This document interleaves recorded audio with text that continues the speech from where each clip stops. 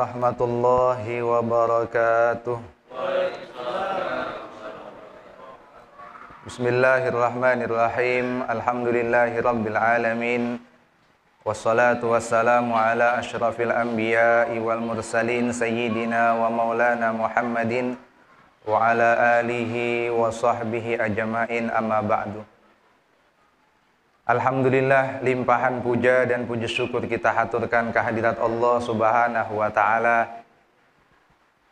Kembali pada malam hari ini kita ditakdirkan bersama-sama hadir di musholla yang kita cintai ini untuk bersama-sama menjalankan ibadah kepada Allah Subhanahu wa ta'ala, yaitu sholat isya secara berjamaah. Dan insya Allah sebentar lagi kita bersama-sama pula menjalankan ibadah sholat sunnah tarawih secara berjamaah pula.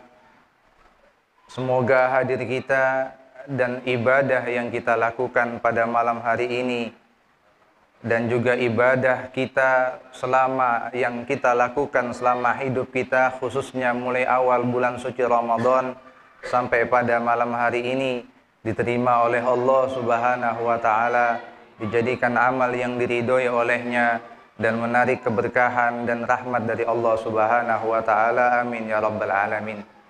Salawat serta salam semoga tetap tercurah limpahkan kepada junjungan kita baginda Nabi besar Muhammad sallallahu alaihi wasallam beserta para keluarga dan keturunan-keturunannya, kepada para sahabat-sahabatnya dan kepada kita umat-umatnya yang masih dalam tahap menjalankan sunnah-sunnahnya hingga hari kiamat nanti. Para jamaah yang dimuliakan oleh Allah Subhanahu wa ta'ala, dalam sebuah ungkapan kata hikmah dari para ulama, dari salah seorang ulama, ada yang menyandarkan bahwa ungkapan ini dari Sayyidina Ali karamallahu wajhah, yang mengatakan innallaha akhfa khamsan fi khamsin. Sesungguhnya Allah Subhanahu wa ta'ala menyembunyikan 5 hal, menyembunyikan 5 perkara pada 5 perkara yang lainnya. Apa 5 perkara itu? Yang pertama,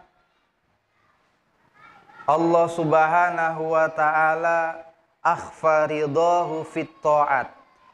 Allah menyembunyikan ridhonya, menyembunyikan keridoannya pada ketaatan-ketaatan yang kita diwajibkan untuk mengerjakannya. Jadi setiap ketaatan-ketaatan yang kita lakukan, baik ketaatan itu berupa kewajiban atau ketaatan itu berupa anjuran-anjuran dari Rasulullah sallallahu alaihi wasallam, di situ menyimpan keridhaan Allah Subhanahu wa ta'ala. Kita tidak tahu ketaatan yang mana yang kita lakukan yang itu menyebabkan keridhaan Allah Subhanahu wa ta'ala. Oleh karena itu hikmahnya disembunyikan keridhaan Allah pada setiap ketaatan yang kita lakukan.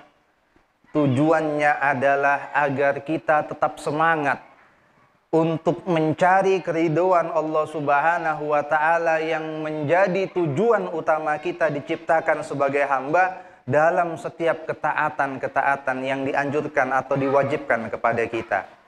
Entah itu ketaatan yang berupa sholat 5 waktu, entah itu ketaatan yang berupa puasa ibadah di bulan suci Ramadan, atau ketaatan yang berupa bersedekah, atau ketaatan-ketaatan yang lain yang mungkin kita sepelekan. Di dalam cerita diceritakan bahwa Al-Imam Ghazali yang merupakan Hujjatul Islam, yang karangan kitabnya sangat banyak sekali, bahkan yang paling terkenal Al-Ihya Ulumuddin, Imam Ghazali suatu ketika telah wafat dimimpikan oleh salah seorang ulama, dan dalam mimpi itu ulama itu menanyakan kepada Imam Ghazali, wahai Syekh, apa yang menjadikan Allah Subhanahu wa ta'ala ridho dan apa yang menyebabkan engkau mendapatkan rahmatnya Allah Subhanahu wa ta'ala? Apa jawabnya Imam Ghazali kepada ulama tersebut? Kata Imam Ghazali, Allah merahmatiku, Allah meridhoi aku bukan karena ibadahku yang banyak, bukan karena karangan-karangan kitabku yang aku wariskan, melainkan berkat ketika aku ngarang sebuah kitab, ada lalat yang hinggap dan minum dalam mangsi atau dalam tinta penaku. Aku biarkan lalat itu minum tintaku sampai kenyang, lalu ia terbang dan aku melanjutkan mengarang kitab tersebut. Itu yang menyebabkan Allah merahmati aku, kata Imam Ghazali. Jadi dalam ketaatan yang kecil, yang mungkin remeh, di situ Allah menyimpan keridhaan dan rahmatnya. Dalam cerita lain ada seorang pelacur yang mendapatkan rahmat dan ampunan dari Allah Subhanahu wa taala cuman berkat memberi minum kepada seekor anjing yang kehausan. Ini yang pertama, Allah menyimpan, menyembunyikan, merahasiakan keridhaannya pada setiap ketaatan yang kita dianjurkan mengerjakannya. Yang kedua, Allah Subhanahu wa taala akhfa ghadabahu fil ma'asi. Allah merahasiakan, menyembunyikan murkanya pada kemaksiatan-kemaksiatan yang kita dilarang untuk mengerjakannya. Entah maksiat itu berupa mencuri, berupa membunuh, berupa berzina, atau maksiat yang sekecil saja yang mungkin tetangga lewat kita omongin, tetangga kita lewat di depan kita gibahin. Di situ mengandung murkanya Allah yang tidak kita ketahui di mana kemaksiatan itu ada mengandung kemurkaan dari Allah Subhanahu wa taala. Tujuan Allah menyimpan kemurkaannya pada setiap kemaksiatan yang dilarang untuk kita lakukan adalah tujuannya agar kita meninggalkan setiap kemaksiatan, menjauhi kemurkaan-kemurkaan Allah dengan meninggalkan kemaksiatan apa saja bentuknya. Yang ketiga, Allah Subhanahu wa taala akhfa salatal wusta fis sholawat. Allah menyembunyikan salat wusta pada salat 5 waktu yang diwajibkan untuk kita kerjakan setiap harinya. Sesuai dengan firman-Nya, Allah berfirman, "Hafidhu 'alas sholawat was sholatil wusta." Peliharalah salat 5 waktu was sholatil wusta, khususnya salat wusta. Para ulama berbeda pendapat. Ada yang mengatakan salat wusta ini adalah salat Isya. Ada yang mengatakan salat wusta ini adalah salat subuh. Ada yang mengatakan salat zuhur. Jadi Allah sembunyikan makna salat wusta itu agar kita semua tetap mengerjakan salat 5 waktu tanpa kita beda-bedakan. Kita cari keridhaan Allah pada salat wusta itu di mana saja Allah tempatkan. Yang penting kita mengerjakan semua yang diperintahkannya. Yang keempat, Allah akhfa waliyahu fi khalqih. Allah menyembunyikan kekasih-kekasihnya pada setiap ciptaan-ciptaannya, khususnya manusia-manusia yang Allah ciptakan.